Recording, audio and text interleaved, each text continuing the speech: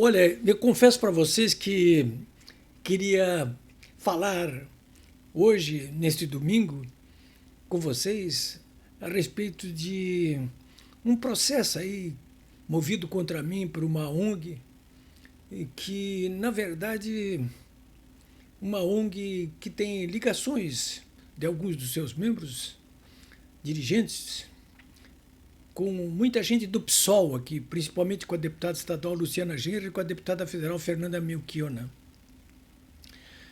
Essa gente aí moveu um boletim de ocorrência contra mim na Delegacia de Intolerância aqui de Porto Alegre, questão de 3, 4 anos atrás, me acusando por crime de homofobia aí. Porque eu tinha feito um registro, uma nota a respeito de uma pintura de luzes coloridas no Palácio Piratini.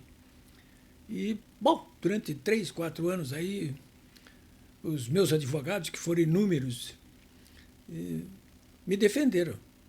E aqui na Justiça Estadual, no primeiro grau, eu fui condenado a 2 anos de cadeia por crime de homofobia. É claro que durante todo esse tempo aí, durante esse processo, esses 3 anos aí, esse processo movido pelo Ministério Público Estadual, durante esse tempo todo aí houve uma tentativa, se é que se pode dizer assim, de assassinato de reputação, né? Você sabe que nós jornalistas vivemos da nossa credibilidade, ou seja, da nossa reputação. Isso foi explorado a exaustão aí, né? O pessoal da esquerda aí, sindicatos, ONGs, parlamentares, o próprio Ministério Público Estadual, eles viralizaram informações a respeito da denúncia feita contra mim, do julgamento, da condenação a 2 anos.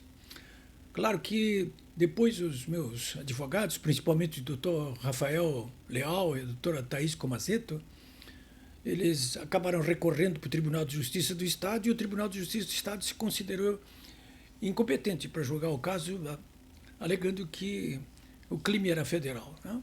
Nós fomos à Justiça Federal, aqui no âmbito do Tribunal Regional Federal da 4ª Região, e agora, há poucos dias, por iniciativa da Procuradoria, pelo Ministério Público Federal, um procurador federal, o juiz federal que examinou o caso do TRF4 aqui arquivou o caso, né? Considerou que eu não ultrapassei os limites da liberdade de expressão que me são assegurados pelo artigo 5º da Constituição Federal.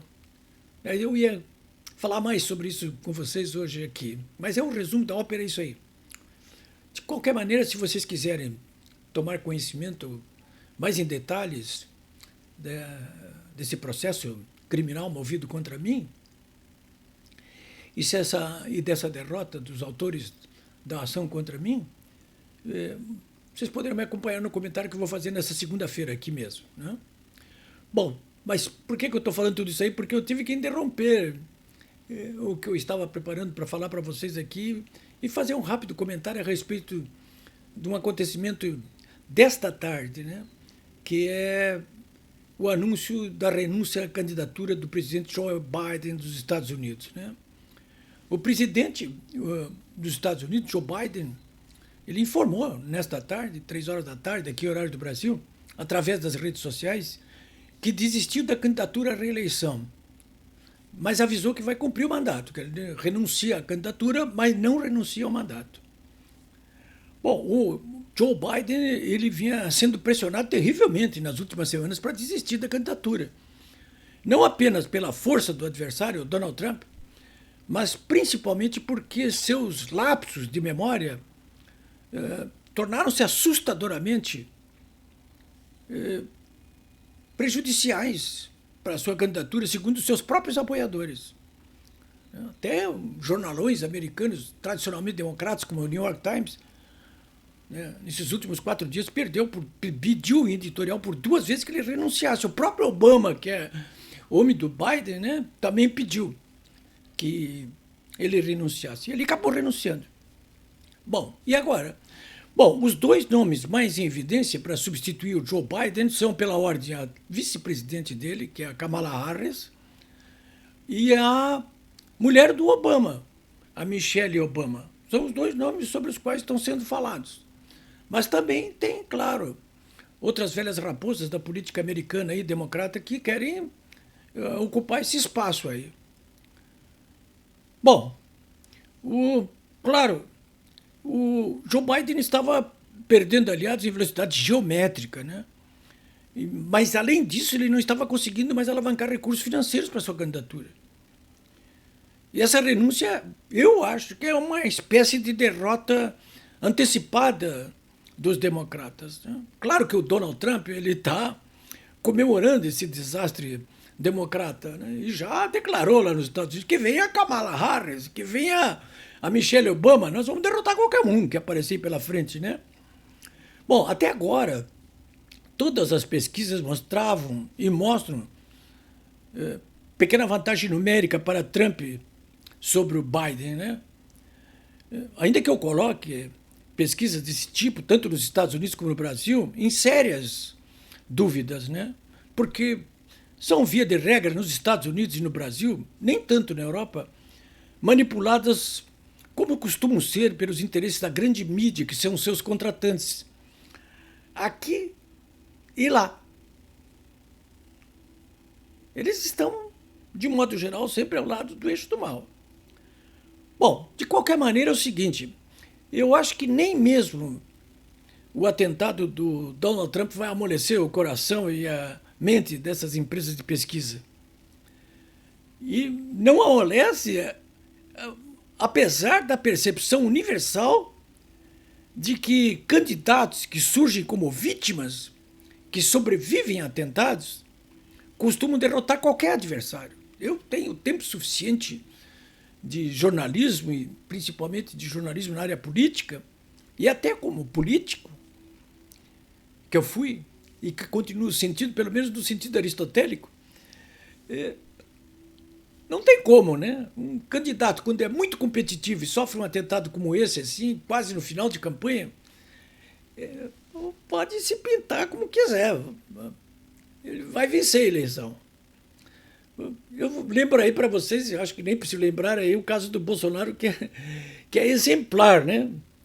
Bom, de qualquer maneira, eu quero dizer para vocês o seguinte, que até um site especializado em pesquisas eleitorais, o 538, que compila dados de levantamentos realizados por diversos institutos, confirma que a tendência era uma disputa acirrada. Eles continuam apostando numa disputa acirrada. Eu, sinceramente, não acredito que vai ser uma disputa acirrada, a menos que aconteça aqui, lá como aconteceu aqui no Brasil, com o Bolsonaro, né? Ou como alega o próprio Trump, aconteceu na eleição que resultou na vitória do Joe Biden, né? Mas lá, ainda, a República, ela faz as coisas com modo.